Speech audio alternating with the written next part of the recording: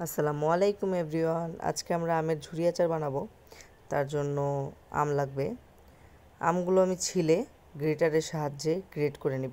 আপনারা চাইলে বটি দিয়েও কুচি করতে পারেন, ঝুরি করে কেটে নিতে পারেন। আমি ধুয়ে সুন্দরভাবে ঝরিয়ে নিয়েছি। এখানে আছে পেঁয়াজ, কাসুন্দি আর তেল, সরিষার তেল। একটা মিক্সিং বলে ঢেলে নেব। পানি সুন্দরভাবে ঝরিয়ে নিব। ঝরিয়ে নেওয়ার পরে এখানে দিয়ে দেবো পেঁয়াজ কুচি 1 কাপের মতো, লবণ।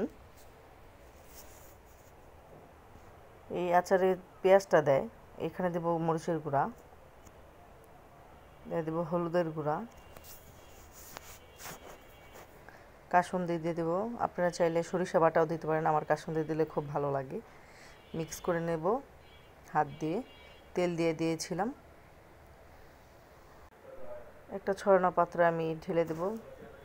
আমি এটা রোদে দেব প্রায় 1 দিনের মতো, বেশি না। ঝরঝরে 1 দিন রোদে দিলেই ঝরঝরে হয়ে যাবে। আচারটা খেতে খুবই মজা। এই আচারটা আপনারা বউয়া, খিচুড়ি বা পোলাওর সাথে খেতে পারেন, খুবই মজা লাগে।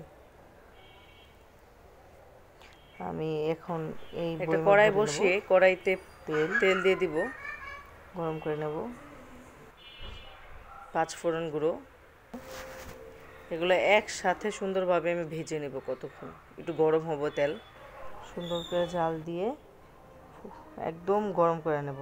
গরম করার পরে আমি সেই বয়মটাতে একদম গরম অবস্থায় আমি ঢেলে দেব। এই আচারটা খুবই মজা লাগে। আমি প্রতি বছরই আমি এটা বানিয়ে রেখে দিই। আর রেসিপি ভালো লাগলে ফলো অ্যান্ড শেয়ার করবেন।